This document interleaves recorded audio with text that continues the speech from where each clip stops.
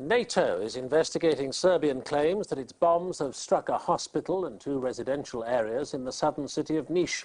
The authorities say up to 15 people died and 60 were injured. NATO says its aircraft bombed the airport and a fuel storage site, and civilian areas had not been targeted. John Simpson is in Belgrade. A cameraman caught the moment soon after 11 this morning when the bombs fell on the centre of Niš. It was a time when the streets were full of shoppers and one of the bombs hit the marketplace. According to the Serbian authorities, cluster bombs were used in the attack. These spray shrapnel over a wide area and can cause terrible casualties. Many of the pictures here are too dreadful for us to show. Another bomb hit the hospital in Niš, causing several injuries. Altogether, 15 people are said to have been killed. Serbian officials now claim that there are so many civilian casualties, NATO assurances that it doesn't deliberately target civilians have become meaningless.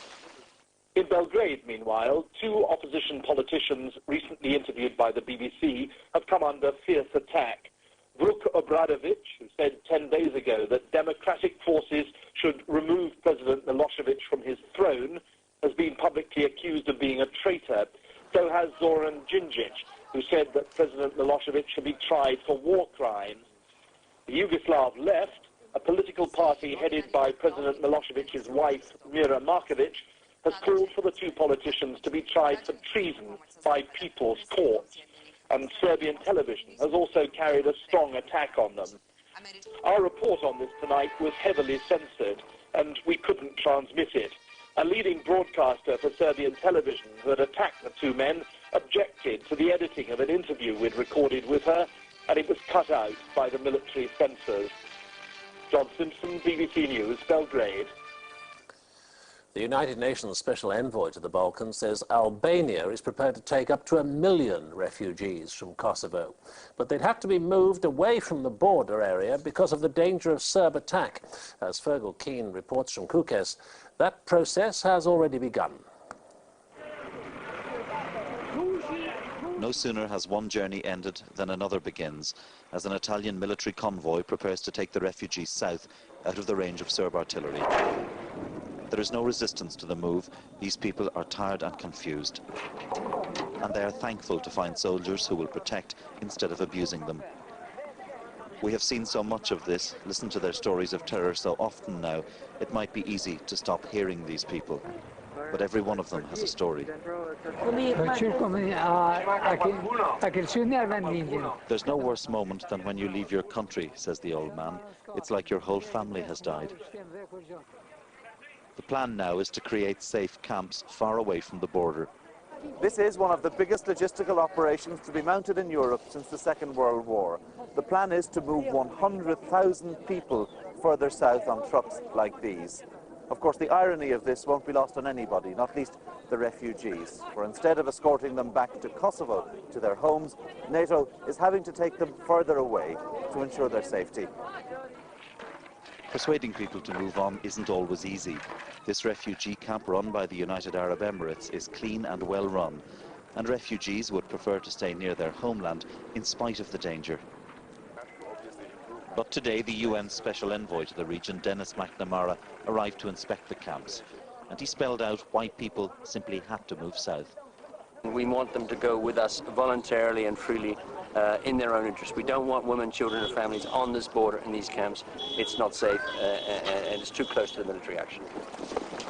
But as the refugees prepare to move on, the guerrillas of the Kosovo Liberation Army are training to take the fight to the Serbs. We obtained these fresh images of a training camp in the mountains of northern Albania. The KLA commanders say their problem is a shortage of weapons. To be, how to say, honest, if we had enough weapons, Serbia wouldn't fight so long with Albanians. The problem is we didn't have, we had embargo on weapons. Yeah. Whatever about the fighting talk of the KLA, the refugees continue to arrive here. Soon they'll be on the move again. Fergal Keane, BBC News, Northern Albania. NATO's bombing campaign in Yugoslavia could create an environmental disaster, according to the Worldwide Fund for Nature. The WWF says air raids on oil terminals and chemical works are causing pollution which is poisoning wildlife and contaminating water supplies. It claims a range of unidentified toxins has already been discharged into the River Danube. When the bombing of Yugoslavia does finally stop, and it seems it may not be that far off, there will be a lot of rebuilding to do. But the bombs may have left another legacy that will live on for a very long time to come, a deadly legacy. Depleted uranium is used for the tip of some shells that have been fired in Kosovo, and radiation scientists are worried about both the short and long-term effects of them. Dr. Harry Sharma of the University of Waterloo. I don't think it should be done.